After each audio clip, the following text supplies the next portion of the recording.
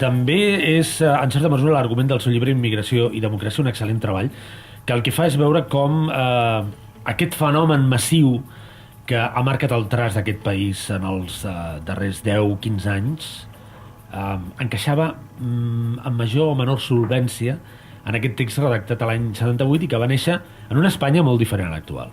Sí, efectivament, quan s'aprova la Constitució, al 1978, a Espanya pràcticament no havia immigració, havia uns 100.000 estrangers residents, i en canvi hi havia molts espanyols immigrants a fora, a Europa, sobretot, a Latinoamèrica també.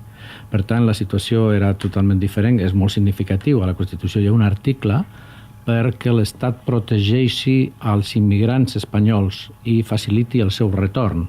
I no diu, en canvi, absolutament res dels immigrants, perquè evidentment no existia el fenomen. El fenomen es construeix sobretot a partir de l'any 99, 99-2000, en què l'arribada és molt notable ja de 300 i pico mil estrangers fins al 2008, en què esclata la crisi. Encara al 2008 hi ha una entrada de gairebé 500.000 de persones, però al 2009 hi ha una davallada molt important. Fixem-nos que l'any 2000 hi havia a Espanya 900.000 immigrants i l'any 2010, 10 anys després, la xifra superarà els 5 milions de persones. Efectivament, va ser el creixement més gran a qualsevol país europeu. El cert és que l'any 2000 es van fer dues lleis que van ser importantíssimes, decisives, fins al punt que continuen avui en vigor, malgrat que han estat reformades posteriorment, però l'estructura és la mateixa.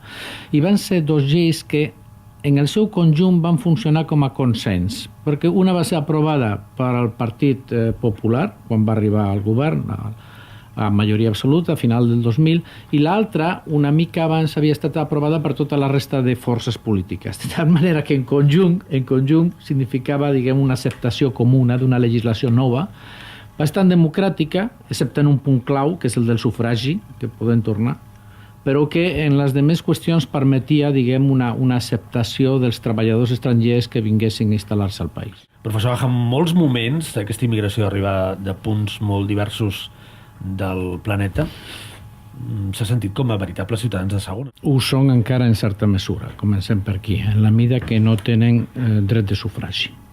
El dret de vot és molt, molt important des del punt de vista subjectiu, perquè si no et consideres ciutadà, si tu no pots elegir els governants, ets un aliè.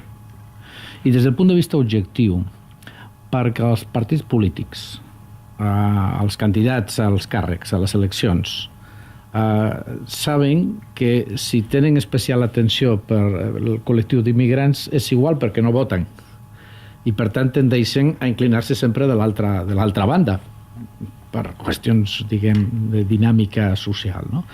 Aleshores, jo crec que és radicalment essencial que tinguin el dret de vot, com ja tenen a molts països d'Europa. Les condicions són normalment 5 anys de residència legal prèvia. Una persona amb 5 anys de residència hauria de poder votar. Exacte, això seria lo lògic. Ara s'ha de dir... Tota mena d'eleccions, senyor? Bé, a Europa en general s'admet per les eleccions locals.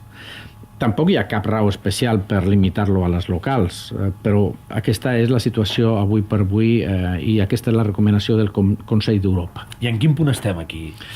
Aquí tenim una regla molt estranya, i és que la Constitució mateixa, l'article 13.2, permet que puguin votar en les eleccions locals als ciutadans de països als quals Espanya faci un conveni que permeti als espanyols residents allà votar en les seves eleccions.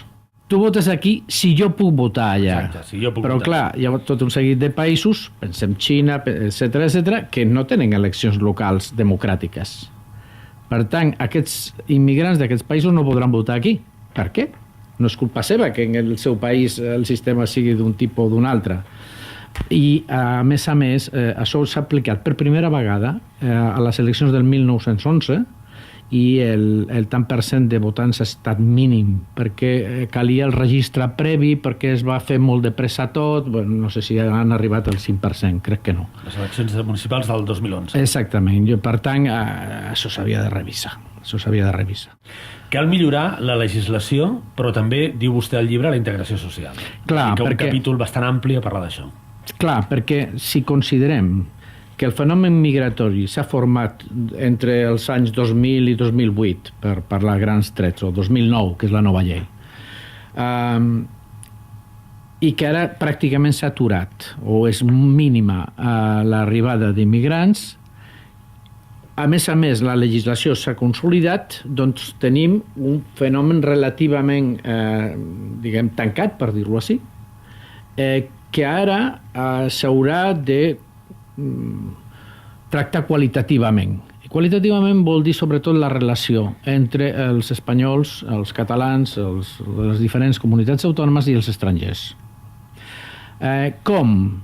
Doncs cuidant molt que no aparegui la xenofòbia, que és un virus social de lo més perillós, facilitant, un principi d'igualtat social com funciona per totes les demés persones, amb una cosa que diu la Unió Europea que és molt interessant i que els mitjans de comunicació tenen molt a aportar, amb un tractament bidireccional de les relacions. És a dir, la integració no és solament la tasca de l'estranger d'aprendre la llengua, que també, sinó la tasca dels nacionals d'entendre la nova població i les cultures diverses i els costums diferents.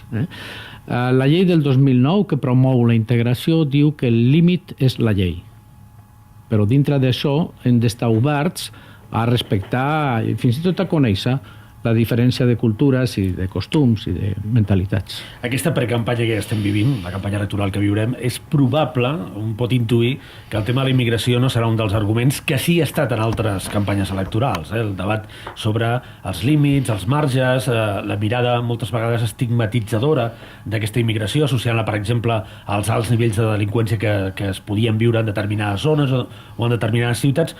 Un entén que aquesta campanya, com estem ocupats per altres coses, que segur també són motiu d'observació pel professor Eliseo Aja, el tema de la immigració, a més estem en un període de retrocés, no serà un element central del debat o no ocuparà un espai molt central d'aquest debat com si ho ha estat altres vegades. Li faig una reflexió i és, quan hi ha hagut veritables problemes socials, per exemple, estic pensant en alguns fenòmens d'Anglaterra i algunes ciutats de la banlieue francesa, ha estat sempre per algun aconteixement secundari i imprevisible.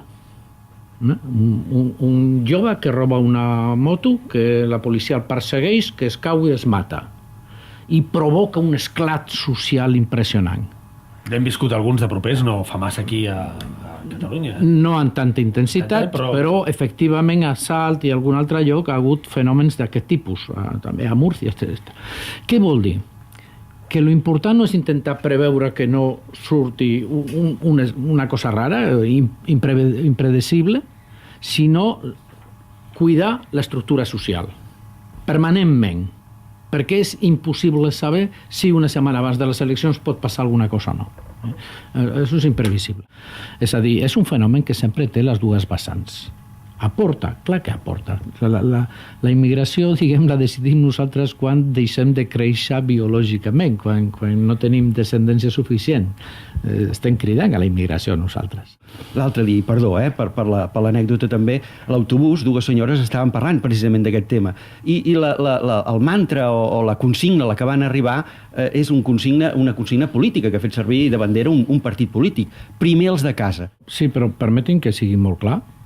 Això és ignorància pura, perquè ja som primer els de casa. És a dir, un estranger per arribar necessita un visat que li dona el govern espanyol quan cal mà d'obra i no li dona quan el seu possible treball està cobert. Primera condició és tot el sistema de treball. Sense permís de treball, l'estranger no pot treballar.